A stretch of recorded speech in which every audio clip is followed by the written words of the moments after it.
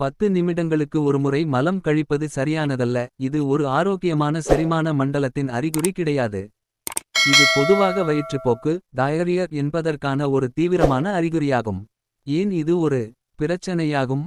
ஒரு ஆரோக்கியமான மனிதர் பொதுவாக ஒரு நாளைக்கு ஒரு முறை முதல் 3 முறை வரை மலம் கழிக்கலாம். அல்லது சிலருக்கு ஒரு நாளைக்கு ஒருமுறை அல்லது சில நாட்களுக்கு ஒருமுறை கூட இருக்கலாம்.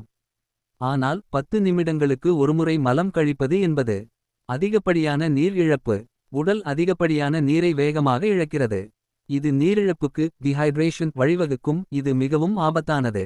சத்துக்கள் உறிஞ்சப்படாமை உணவு செரிமான மண்டலம் வழியாக மிக வேகமாகச் செல்வதால். உடலுக்கு தேவையான ஊட்டச்சத்துக்கள் சரியாக உறிஞ்சப்படாது. எலக்ட்ரோலைட் சமநிலையின்மை உடலில் உள்ள சோடியம் பொட்டாசியம் போன்ற அத்தியாவசிய எலக்ட்ரோலைட்டுகளின் சமநிலை பாதிக்கப்படும். இது இதயம் நரம்பு மண்டலம் மற்றும் தசைகளின் செயல்பாட்டை பாதிக்கும்.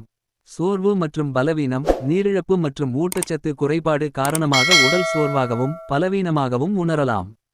இதற்கான பொதுவான காரணங்கள் 10 நிமிடங்களுக்கு ஒருமுறை மலம் கழிக்கும் அளவுக்கு தீவிரமான வயிற்றுப்போக்கு ஏற்படுவதற்கு பல காரணங்கள் இருக்கலாம். கடுமையான தொற்று பாக்டீரியா உதாரணமாக ஈ. கோலை சால்மோனெல்லா வைரஸ் ரோட்டாவைரஸ் நோரோவைரஸ் அல்லது ஒட்டுண்ணி தொற்றுகள். உணவு விஷம் ஃபுட் பாய்சனிங் அசுத்தமான உணவை உண்பது. குடல் அழற்சி நோய்கள் inflammatory bowel diseases IBD Crohn நோய் குரோன்ஸ் டிசீஸ் அல்லது அல்சரேட்டிவ் 4 அல்சரேட்டிவ் கொலைட்டிஸ் போன்ற நாள்பட்ட குடல் நோய்கள்.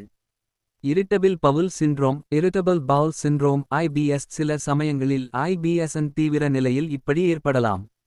மருந்துகளின் பக்க விளைவுகள் சில நுண்ணுயிர் எதிர்ப்பிகள் ஆன்டிபயோட்டிக்ஸ் அல்லது வேறு சில மருந்துகளால் இது ஏற்படலாம்.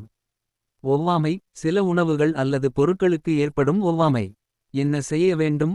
இது போன்ற தீவிரமான அறிகுறிகள் இருந்தால் உடனடியாக மருத்துவரை அணுகுவது மிகவும் அவசியம்.